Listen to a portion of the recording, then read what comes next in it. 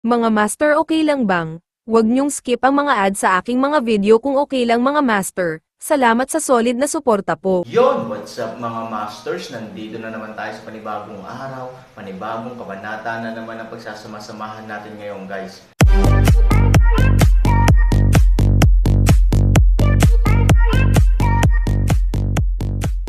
Bali mga masters, kung bago ka pa lang po sa aking YouTube channel, please click the subscribe button, lalong-lalo na po yung notification bell guys, para maging connected pa rin tayo sa isa't isa at maging updated kayo sa mga susunod ko pang video. Bali mga masters, bago natin umpisahan ng kwento ay mag-shoutout po muna tayo para sa mga solid nating tagapakinig. Shout out kay Aristo, shout out kay Marboy Ribay. Yun na nga mga masters, no? Bali hindi na ito patagalin. In 3, 2, 1, let's go! After a long time, bigla siyang ngumiti ng malamig. You kid, you are too damn stubborn, no? I've been offered such a good offer, but you bata will not accept any of them. Walang magawang umiling si Han Sanchen, hindi naman sa ayaw kong kumilos, wala na akong galaw na gagawin, sa simula pa lang ng pakikipagtulungan ko sa iyo, sinabi ko na lahat ng kondisyon na maibibigay ko sa iyo, lumabas ka.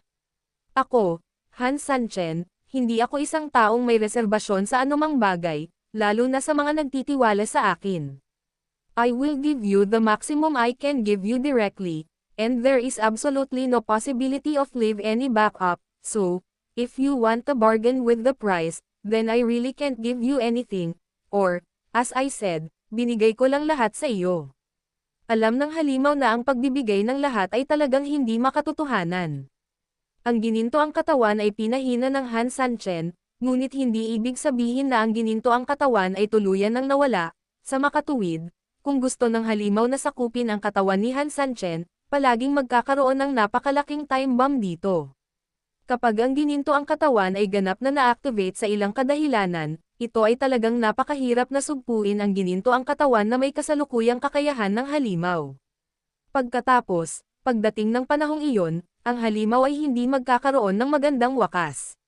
Sa makatuwid, kailangan pa rin niyang panatilihin ang pangunahing komunikasyon sa Han Sanchen.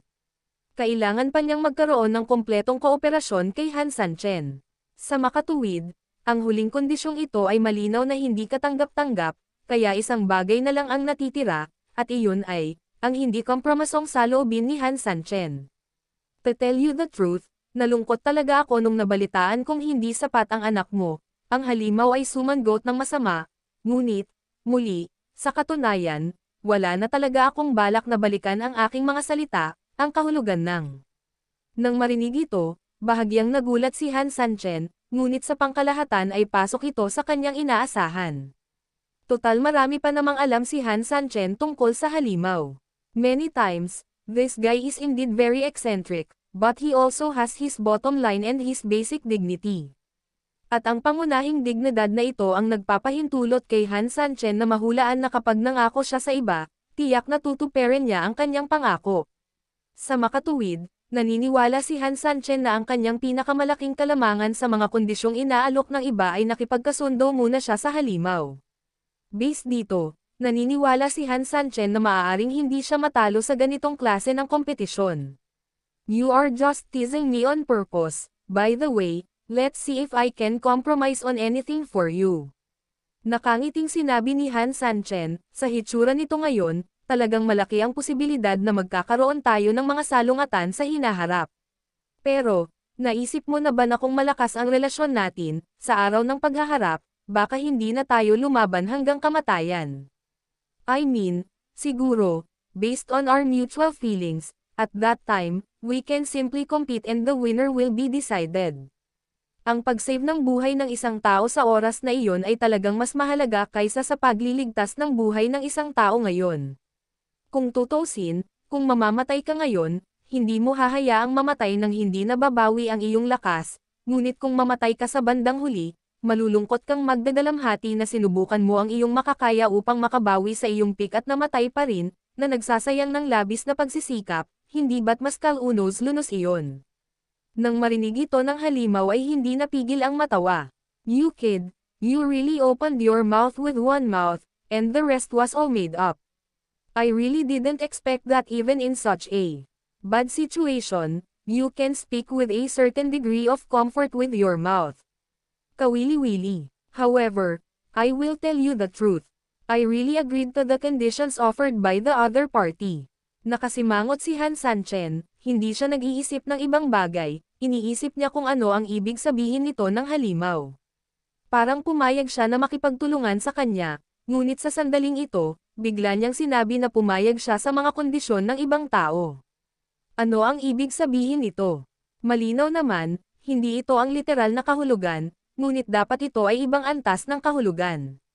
Nag-isip ng mabuti si Han Sanchen, ngunit saglit na hindi niya naintindihan kung ano ang ibig sabihin ng halimaw na ito, kaya diretsyong sinabi niya, maaaring sabihin mo na lang sa akin kung ano ang gusto mong gawin, hindi na kailangang makipaglaro sa akin. I will never regret anything I promise to anyone. Ito ay totoo para sa aking pakikipagtulungan sa iyo, at ito ay totoo rin para sa aking pakikipagtulungan sa iba. Naiintindihan mo ba ito? Medyo natarante si Han Sanchen, dahil walang pinagsisihan ang dalawa, ano ang dapat nating gawin? I don't quite understand, since you don't want to break your promise, why do you say you will not regret it on both sides? How can you still do it on both sides? Hindi ko alam kung paano mag-clone, ngunit magagawa ko ito sa iyo, ngumiti ang halimaw. Sumimangot si Han Sanchen, at sa sumunod na segundo, lubos niyang naintindihan. Tuwang-tuwa si Han Sanchen, alam niya ang ibig sabihin ng kabilang partido. Ang kahulugan ng clone. Ang halimaw ay hindi maaaring gawing dalawa ang isang katawan, ngunit ang Han Sanchen at ang halimaw ay maaaring maging iisang katawan, dalawang tao. Now, I have agreed to their terms and have temporarily lived in their guest room. Dati, bago nagkaroon ng peace talks, grabe din ang naging pinsala ko sa kanila with a big amount of blood rain. Sa madaling salita, ang kasalukuyang kalaban ay parehong mahina at may kapansanan, pagkatapos maabot ang kooperasyon sa akin, ay ngayon ang iyong katawan sa loob ng kanilang loob. I'm a little tired, as you know, matagal ko nang kinokontrol ang katawan mo at lumalaban, at palagi na lang akong ginugulo ng sirang gintong katawan mo. Gusto kong magpahinga, napangiti si Han Sanchen ng napakasayang. Sa sandaling ito, lubos niyang naunawaan ang ibig sabihin ng halimaw. Ginamit ng halimaw ang kanyang sarili upang mag-set up ng isang plano para sa kanyang sarili, ano kaya ang mangyayari kung ang katawan niya ay kontrolado ng sarili niya ngayon? Mahina ang mga sundalo ng kalaban, at nasa core area kanila, kapag nagrebelde ka, siguradong mahuhuli mo ang kalaban. Ito ay isang sitwasyong ipinadala ng Diyos. However, I need the rest, hindi mo magagamit ang reputasyon ko para sirain ako, paalala sa akin ng halimaw. Siyempre alam ni Han Sanchen ang ibig sabihin ng halimaw, sinasabi niya sa sarili niya na kapag nagrebelde siya, kailangan niyang ipaliwanag ng malinaw ang sitwasyon at gumawa pa ng eksena. Masasabi ni Han Sanchen sa kabilang partido na ang halimaw ay talagang pumayag sa kanilang mga kondisyon, at ang halimaw ay ganap na walang intensyon na sirain ang kanyang pangako, ngunit ang problema ay ang katawan ay pag-aari ng Han Sanchen, at Han Sanchen ay muling sumikop sa katawan sa panahon ng kanyang counterattack. Sa makatuwid, wala na ngayon ang halimaw na nangako sa kanila, at kontrolado na ni Han Sanchen ang katawan, kaya natural na hindi na mabibilang ang lahat. Sa ganitong paraan, hindi sinira ng halimaw ang pangako nito, at ginamit din ni Han Sanchen ang pamamaraang ito upang matagumpay na makapasok sa loob ng kalaban. Isa lamang itong malaking pagkakataon para sa Han Sanchen, ngunit mula sa isang tiyak na pananaw, ang dalawang lalaking ito ay medyo masyadong kasuklam-suklam. Sige, lumabas ka, dito na lang ako. Don't worry, I have suppressed the demonic energy in my body before coming in, they will not make any trouble to you. Siyempre, sa mga outsiders, doon ako nagsasanay at nagre-regulate ng paghinga. Nang matapos magsalita ang halimaw, isang void figure ang lumitaw sa tabi ni Han Sanchen. Tumayo si Han Sanchen, ngumiti ng mahina, tumingin sa halimaw, at nagsabi, okay, natanggap ko na ang mensahe mo, at ipinapangako ko sa iyo na kapag hindi tayo magkasundo sa hinaharap, tiyak na uunahin ko ang pagliligtas sa iyong buhay. Magkakaroon ng away sa pagitan mo at sa akin, ngunit hindi ito magkakaroon ng buhay. Ang kakayahan ng halimaw na gumawa ng napakagandang trabaho ay talagang lumampas sa inaasahan ni Han Sanchen. In a sense, malaki talaga ang naitulong ng halimaw sa kanya. Kung hindi dahil sa kanyang operasyon, ang lahat sa digmaang ito ay hindi pa rin malalaman hanggang ngayon. You should go out as soon as possible. Marami nang nawawala sa sikat na tindahan, although I have reached a cooperation with them and they will not be too suspicious. I believe that it is absolutely impossible for them to do nothing. I mean, the other party, it is very likely that reinforcements will arrive. Kung tutusin, baka hindi alam ng kabilang partido na tiyak na makikipagkasundo ako sa kanila. Naiintindihan ko, lalabas ako ngayon. Alam na alam ni Han Sanchen na ang halimaw ay lumikha ng sapat na malaki at nakakatakot na kalamangan para sa kanyang sarili. Gayunpaman, ang kanyang pagsusuri ay napakamakatwiran din. Kapag napakalakas ng labanan at napakabigat ng mga nasawi, imposibleng hindi na lang gumawa ng paghahanda ang kabilang partido. Sa oras na iyon, alam na alam ng sino mang may bahagyang normal na pag-iisip na malamang na magpapatuloy ang labanan, kaya nga, ang isang bagay na tiyak ay ang kabilang panig ay kailangang ganap na maging handa para sa digmaan.